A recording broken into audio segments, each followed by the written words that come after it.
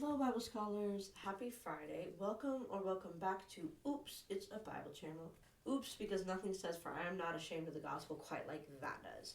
I'm just your fellow student, Leah Nicole. Today is actually part 4 of a 5-part series, so if this is where you're coming in, I suggest you watch the first video first, obviously. The first video we talked about Eden, what it represents, and how it was made. The next video we talked about how Eden was broken. The third video we talked about kind of an Eden part 2. And I posed the question, does Eden have an opposite? The answer, of course, is yes, because I wouldn't really be making this video if the answer was no. But what is that opposite? Okay, so for this question, I want you to go ahead and imagine with me for a minute. Imagine Eden, okay?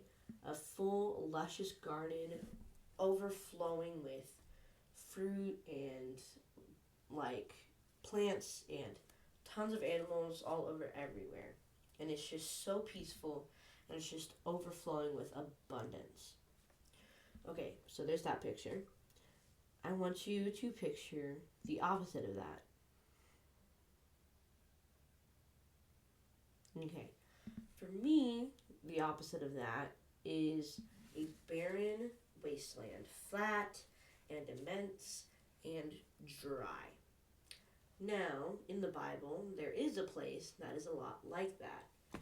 It's called the wilderness. That's why I'm dressed like a camper today, because the wilderness. I'm trying, okay?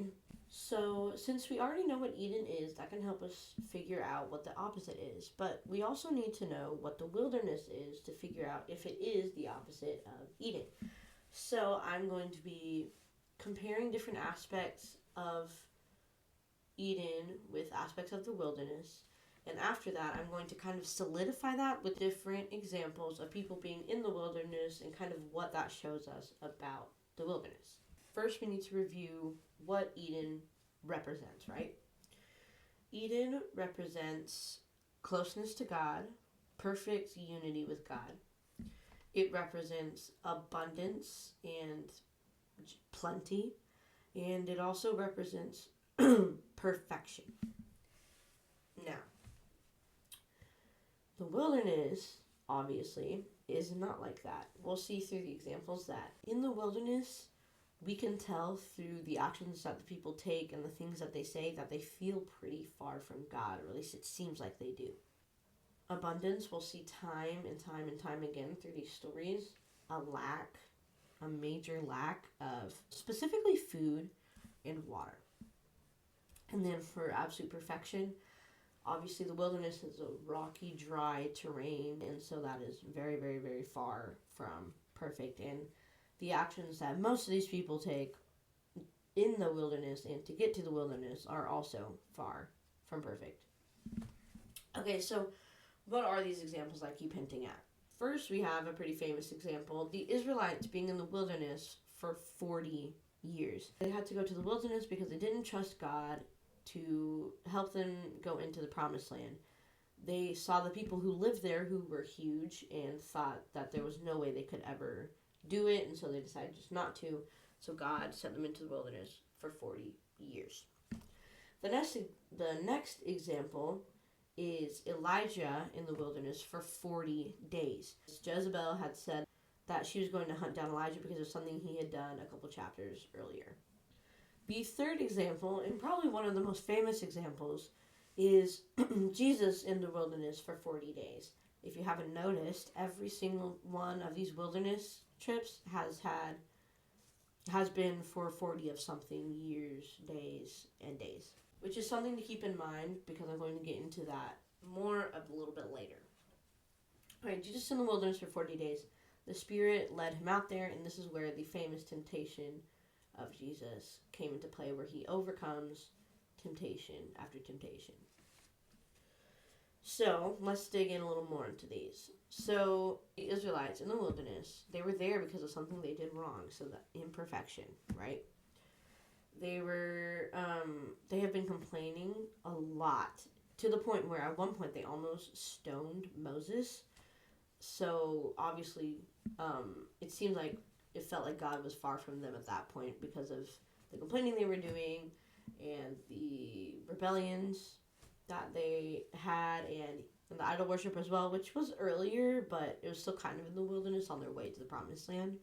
And then there's no food or water in the wilderness, which is why we have stories of God providing those things, the manna and the quail, and then the water from strange places. And since God had to provide those things and they weren't there naturally, it shows a complete lack of any sort of abundance at all. And Elijah in the wilderness, he was sent there because of something bad that happened. So that was imperfection, and Elijah was pleading with God to take him away. So it feels like Elijah felt like God was pretty far from him at that point.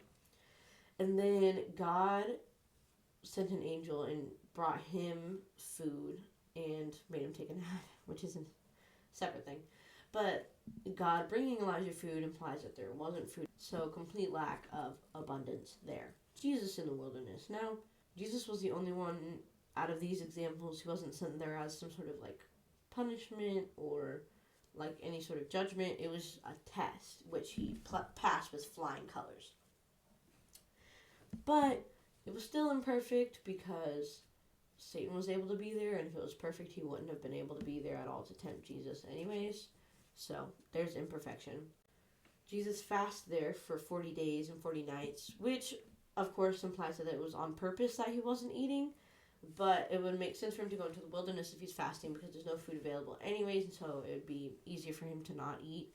And the very first temptation that Satan has is for Jesus to turn a rock into bread. So there wasn't food available there in general. So again, complete lack of abundance. And the fact that Satan was able to be there to tempt Jesus at all, and the fact that angels came to him after to comfort him, implies that it at least maybe kind of felt a little bit like God wasn't there. I'm sure Jesus knew that he was because he is also God. But so now we've talked a little bit about, through the stories of Eden, we know some of the things that are the opposite of what Eden is. But the wilderness also kind of has its own themes separate from that, which is also tied to the number 40, which I mentioned earlier. Now, with these three examples, the people were sent there mostly as some sort of judgment or punishment or some sort of testing period, which is a theme also with the number 40. It's the number of like testing and justice in a way.